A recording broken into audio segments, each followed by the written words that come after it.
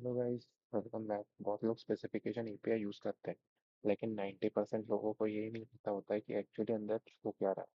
तो आज हम सिर्फ कोड नहीं लिखेंगे, तो समझते हैं कि स्पेसिफिकेशन एपीआई होता क्या है। अगर ये कंसेप्ट क्लियर हो गया ना, तो डायनामिक फिल्टरिंग लाइफ टाइम के लिए ईजी हो जाए।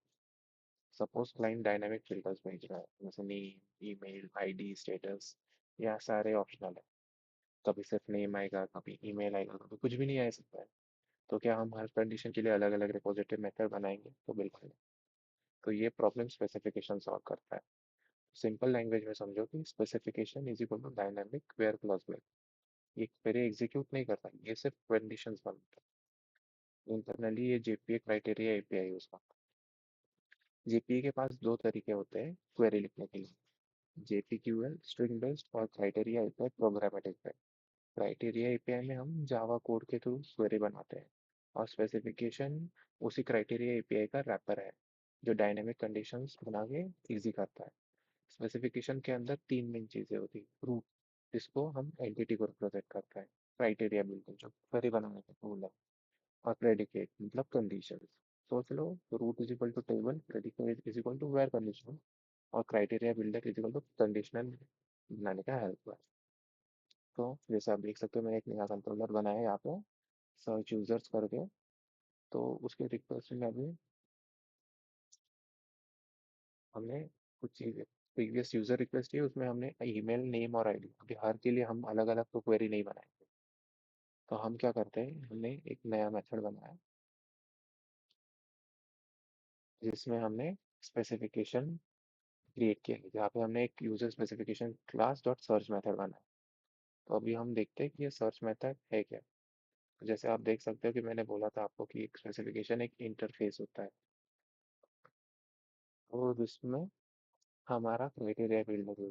तो इसके लिए हम तीन पैरामीटर्स जैसे बोलते थे: रूट मतलब हमारा क्लास या टेबल नेम, एंटिटी बोल सकते हो; फिर क्राइटेरिया क्वेरी जो हमारा एक्चुअल क्वेरी बिल्डर है; और क्राइटेरिया बिल्डर। तो सबसे पहले क्या करता है, कंजंक्शन क्या होता है, ये ट्रू कंडीशन लेता है, मतलब स्टार्टिंग में कोई फिल्टर नहीं है। सेकेंड, अब हम देखते हैं कि नेम आया, जब हमारे पास नेम आया तो हम एक लाइक क्वेरी करते हैं। तो यहाँ पे जो प्रेडिकेट, सबसे पहले क्या करेंगे, criteria builder dot and query करेंगे, एंड वाला कंजंक्शन यूज करना है ना। तो प्रेडिकेट, और प्रेडिकेट में क्या है, हमारा जो एक ओरिजिनल प्रेडिकेट वो पास करा।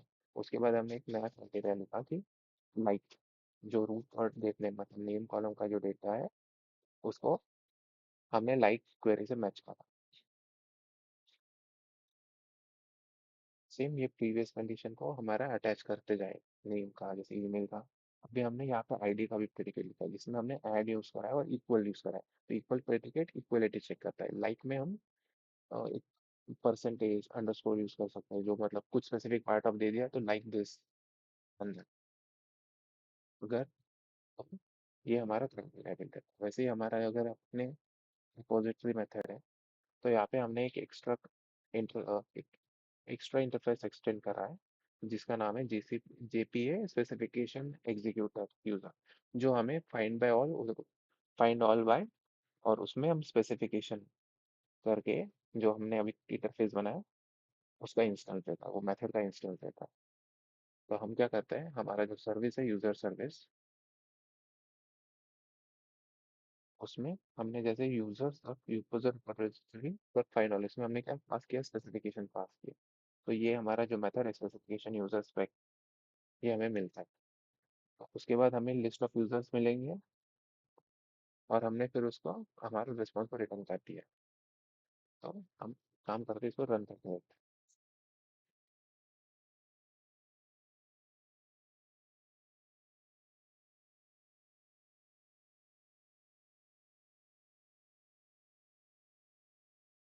और हमारा पास हो चुका है।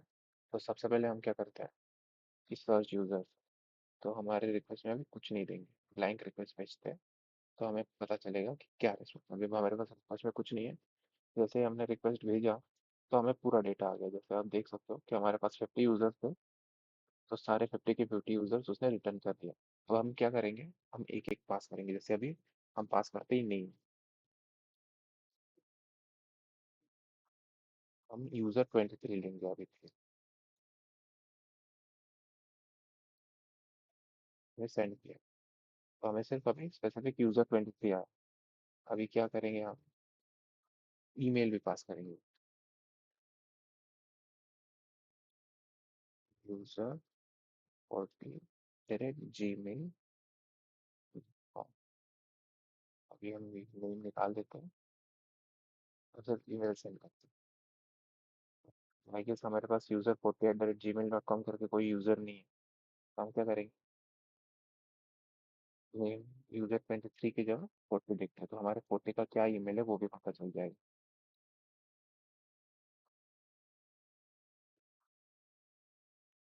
तो ईमेल आईडी का लगता है, दैट इज यूज़र 40 @example.com। सो हमने अगर गलत डेटा डाला तो हमें कुछ डेटा नहीं आया। तो जैसे हमने सेंड किया, अभी फिर से हमें यूज़र 40 आएगा बेस्ड ऑन ईमेल। अभी क्या करेंगे, आईडी लेते हैं, मे बी आईडी के पास इस पे अभी यूज़र आईडी लेंगे हम 10। तो अभी हमें यूज़र 10 आना चाहिए। So this is it. अभी सपोज हमने आईडी पास करा, साथ में नेम भी पास करा, नेम यूज़र 11। तो अभी हमें डेटा नहीं आना चाहिए। See, this is how your specification API. तो स्पेसिफिकेशन हमारे क्वेरी को क्या करता है, फ्लेक्सिबल बनाता है, कोड क्लीन रखता है, मल्टीपल रिपोजिटरी मेथड्स अवॉइड करता है, प्रोडक्शन लेवल सोल्यूशन है। एंटरप्राइज एप्लीकेशंस में यही अप्रोच यूज होता है। स्पेसिफिकेशन को पेजिनेशन और सॉर्टिंग के साथ भी कंबाइन कर सकते हैं अपन। जैसे अभी हमारा ये पेजिनेशन और सॉर्टिंग वाला ही रिक्वेस्ट है, तो हम क्या करेंगे, एक ऊपर से ये पेजेबल वाला पार्ट में लेंगे,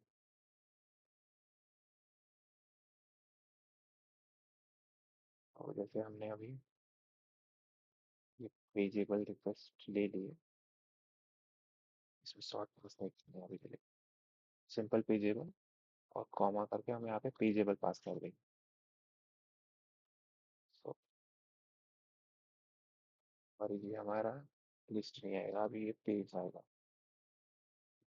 पेज ऑफ यूजर्स। और यहाँ पे हमारे एपीआई रिस्पॉन्स में हम ये वाला रिस्पॉन्स यूज करेंगे अब, पेजिनेशन रिस्पॉन्स।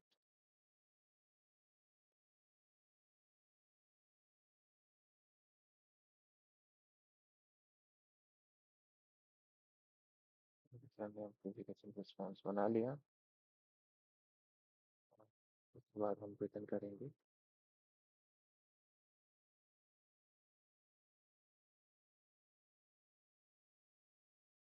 सर्च, और हमने क्या रिटर्न किया, रिस्पॉन्स रिटर्न कर। सो नाउ हम हमारे एप्लीकेशन फिर से start करते हैं। अच्छा, हमने इसमें इंटरफेस भी बनाया था, तो इंटरफेस को भी हमें चेंज करना पड़ेगा।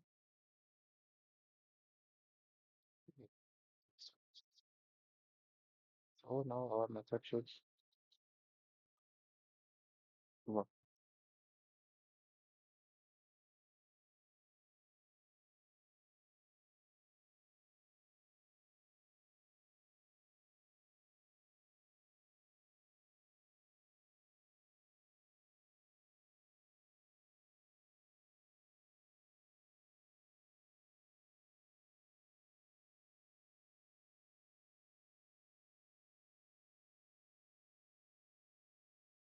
तो हम क्या करते हैं, ये सेम रिक्वेस्ट में पेज और साइज पास करेंगे अब, पेज 0